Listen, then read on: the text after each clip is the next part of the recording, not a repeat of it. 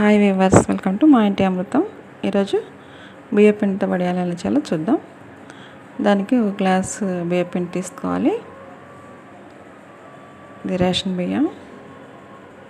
ఇది ఒక గ్లాస్ తీసుకున్న తర్వాత ఒక 2 గ్లాసులతో ఈ పిండిని బాగా కలపాలి. నీళ్ళలో కలిసేలాగా మొత్తం పిండి అంతా బాగా కలపాలి.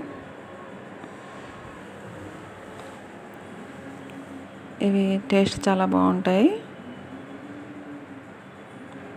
ఇది సమ్మర్ సీజన్ కదా, రకరకాల వడియాలు పెట్టుకోవచ్చు. ఇంతకుముందు కూడా నేను గుమ్మడికాయ వడియాలు ఎలా పెట్టాలో చూపించాను. ఇప్పుడు అదే గ్లాస్తో మనం అవి 2 గ్లాసులు తీసుకున్నాం కదా, ఇవి ఒక 6 గ్లాసులు కానీ 7 గ్లాసులు కానీ తీసుకోవచ్చు.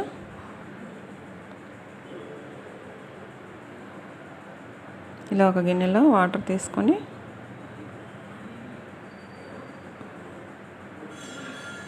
ఒక 6 గ్లాస్ వరకు పోసాను నేను. తర్వాత స్టవ్ పై పెట్టి మరిగించాలి నీళ్ళని.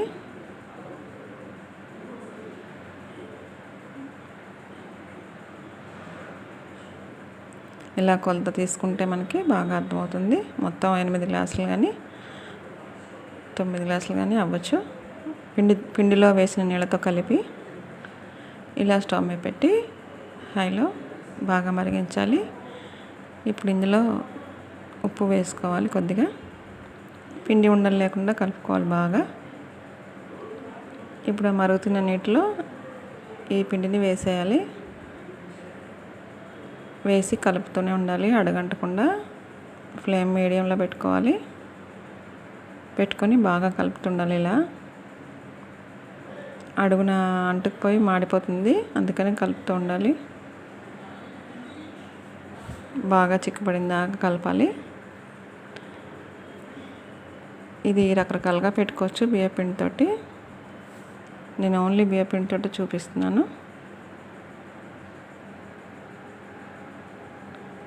ఇలా బాగా కలిపిన తర్వాత కొద్దిగా చిక్కబడుతుండగా సాల్ట్ వేసుకోవాలి. కొంచెమే వేసుకోవాలి, సాల్ట్ ఎక్కువ వేసుకోకూడదు. సరిపోయినంత వేసుకుంటే వడియాలు మనం తినేటప్పుడు ఉప్పు ఎక్కువగా అనిపిస్తాయి, అందుకని తక్కువగానే వేసుకోవాలి.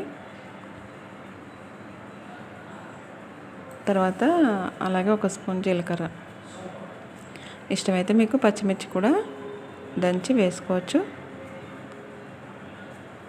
నేనైతే ప్రస్తుతానికి వేయట్లేదు, జీలకర్ర వేసాను.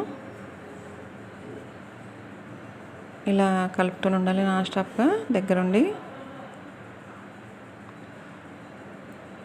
ఏమాత్రం మనం కలపకపోయినా పిండి ఉండలు కట్టేసి అడుగున అంటుకుపోయి మాడిపోతుంది, మొత్తం స్మెల్ అంతా చేంజ్ అయిపోతుంది.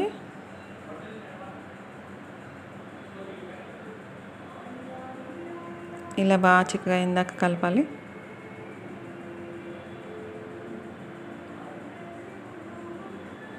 కొంచెం టైం పడుతుంది. ఇది కొంచెం ఓపికగా చేసుకుంటే మనకి ఎంతో రుచికరమైన వడియాలు ఇంట్లోనే రెడీ అయిపోతాయి.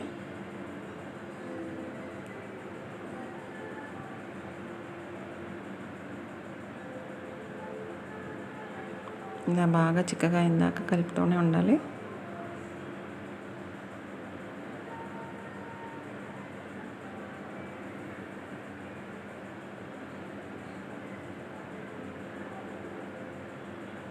ఎన్నో రకాలుగా చేయొచ్చు ఇలా బియ్య పిండి కలిపి వడియాలు.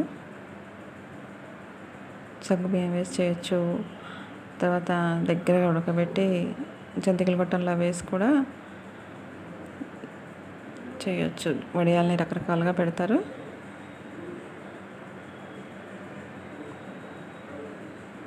ఇలా కలిపిన తర్వాత మనం ఇక్కడ ఒక చిన్న టిప్పు, ఇక్కడ ఇప్పుడు ఏం చేయాలంటే ఒక ప్లేట్ తీసుకొని కొద్దిగా వేసి చూసుకోవాలి. ఇలా బాగా దగ్గరగా అయిందాక కలుపుతూనే ఉండాలి. ఏదైనా మన ఇంట్లో చేసుకున్న సాటిస్ఫాక్షన్ వేరేగా ఉంటుంది కదా, శుచిగా టేస్ట్గా చేసుకోవచ్చు.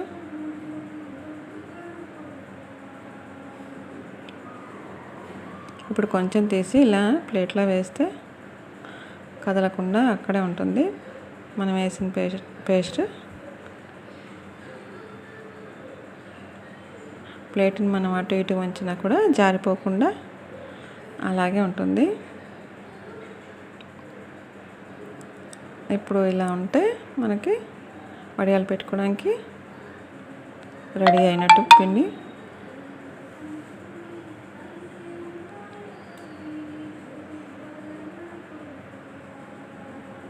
ఇప్పుడు స్టవ్ ఆఫ్ చేసేసి కొద్దిగా చల్లారనివ్వాలి. ఒక క్లాత్ని తడిపి ఎండలో వేసుకోవాలి. ప్లాస్టిక్ కవర్ మీద కూడా వేసుకోవచ్చు. ఈ క్లాత్ మీద చూపిస్తున్నాను. ఇలా తడిపేసి క్లాత్ని మనకి ఇష్టం ఏ సైజులో కొంటే ఆ సైజులో వేసుకోవచ్చు. నేనైతే చిన్నగానే పెడుతున్నాను. ఇలా చిన్న చిన్నగా వడియాల్లో పెట్టుకోవాలి. ఎండ బాగుంటే కొద్ది రోజుల్లోనే ఇవి రెడీ అవుతాయి వడియాలు.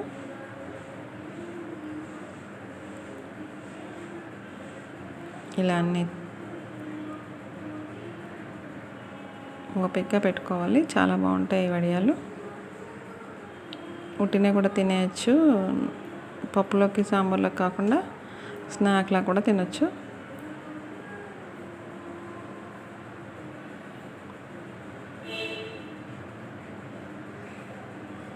ఇలా అన్నీ పెట్టేసుకోవాలి. చూడండి ఎండిన తర్వాత ఎలా అయినాయో.